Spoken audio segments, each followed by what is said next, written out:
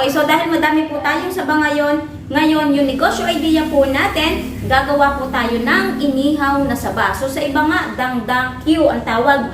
Yung iba pa, ginanggang. So bawat lugar, di ba, iba't iba yung tawag sa inihaw na saging. So sa inyong lugar po, ano po yung tawag? Kung nakapalo po kayo sa page, ayan, in-upload ko po ito, yung pagkuha po nito, na nakuha ko sa San Pablo, na binigay sa akin ng tatay ko. So itong saba na ito, gagawain po nating pera. So i-share ko po sa inyo kung paano po ako nagbebenta dito sa subdivision. Maliit lamang po itong subdivision na ito, pero nakakabenta po ako dito. Siyempre, dahil pang negosyo, hindi po mawawala yung costing po natin, kaya panoorin nyo lamang po lagi hanggang dulo. Kasi yung tips at idea sa mga ina-upload po natin, nakapaloob na po yun sa full video. Meron na din kaming inihandang uling sa labas. So, tuloy-tuloy na to. Ngayon, ire-ready na po natin to para paglabas, iihaw na lamang po natin. So, dahil malalaki po yung ating saba, malamang ito po ay hahatiin ko. Isa't kalahati po ang laman ng isang stick. Pero halimbawa naman kung maliit, so pwede nating dalawahin. Meron na akong post ha, ayan mga matipid tips, meron na akong post. So ganun ko lang po ginagawa kapag meron po akong ibebentang produkto dito po sa lugar po namin. Ayan, ipapop up ko po dyan. So meron na tayong order, kaya bilisan na po natin. Hinugasan ko na, tinuyo na, malinis na. Kaya isa't kalahati lamang po yung ilalagay po natin kasi malaki nga po yung saba. So, ganito itsura niya, di ba? Ang laki. So, sa mga humihingi po ng tips at tipid tips, paano po ako magtitinda? Sa subdivision daw sila, tapos nasa dulo pa. So, pwede pa rin po yun, mga katipid tips. Pwede tayo magpagawa ng mga tarpaulin. Mag-post tayo sa group, di ba? Kung merong grupo sa lugar po natin, ipaalam po natin sa mga kapitbahay po natin na meron tayong tinda.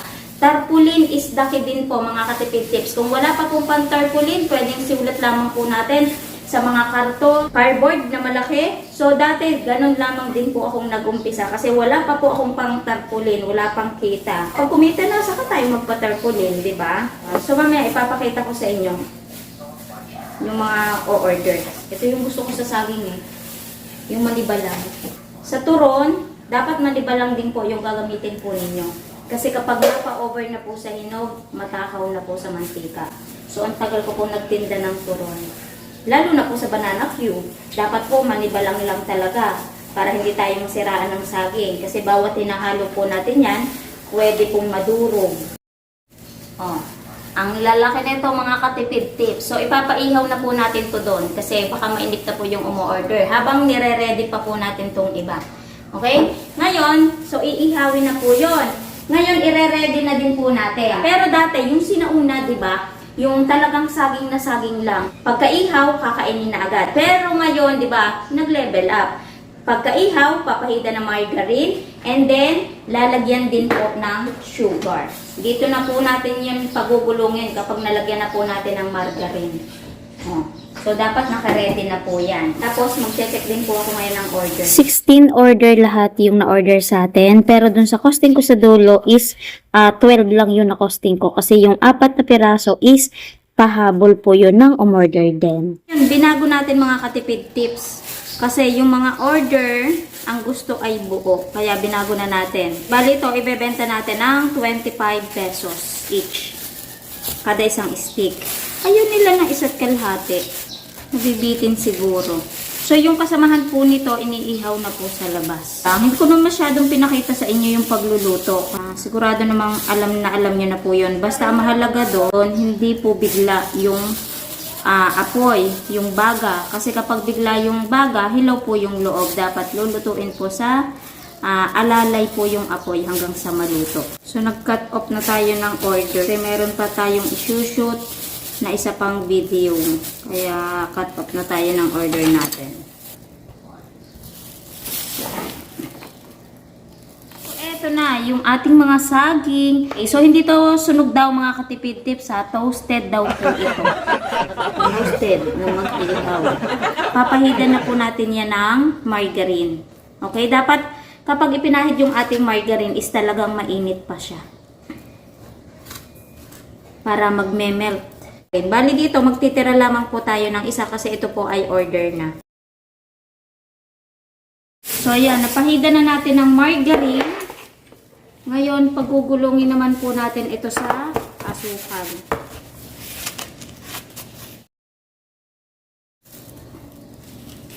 So, ang sunod na po natin itong gagawin, i-re-repa ko na po ito. Kasi ito po ay di-deliver na at iniintay na po ito na may order. Bali, ngayon ay saktong meriendahan.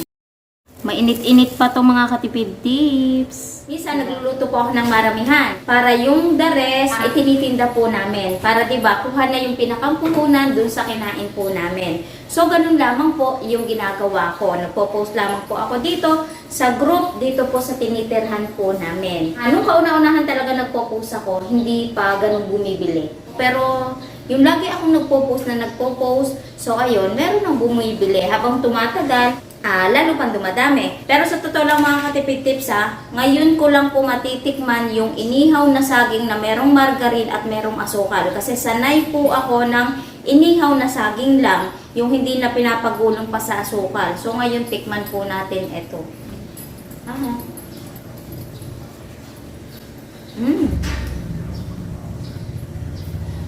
Yung pinakang lasa, yung inihaw na saging na nalalasahan po natin. So mas tumapis pa dahil dun sa sugar na ikinote natin. Tapos meron pa tayong minelt na margarine. So lasang-lasa po yun. So okay din siya.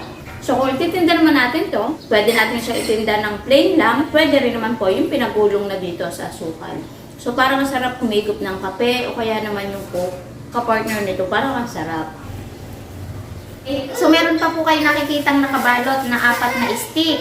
Kasi ito po ay patira po nung suki po namin. Nung i-deliver po namin, hindi ko na napakita kasi nagmamadali na po ng deliver. Nakabalot po yan sa supot, tapos sa plastic. Ganun lamang po yung aking mga packaging. Simple lamang po. Basta lagi ko pong inilalagay sa supot. Hindi siya diretso sa plastic. So, hindi naman talaga totally yung recipe yung pinakita natin dito. Kasi sigurado naman ako na alam nyo na po yung pag-iihaw na saging, yung nilalagay ng margarine, kinukot sa asukal. Kaya ko lang to ginawa tong video na to, makapagbigay ng ideas kung paano po ako nagtitinda dito po sa lugar po namin. So, wala talaga po akong physical store kasi yung mga itinitinda ko po lahat is short order. Kapag merong umorder, saka lamang po lulutuin. Baka soon po, kapag malaki-laki na po si Bebe Diyos, baka magkaroon na po tayo ng tindahan, yung pwede nyo pong dayuhin. Diba? Dahil lagi naman tayong pangnegosyo, lagi tayong may costing, bibigyan ko kayo ng idea sa pinakang costing po natin dito.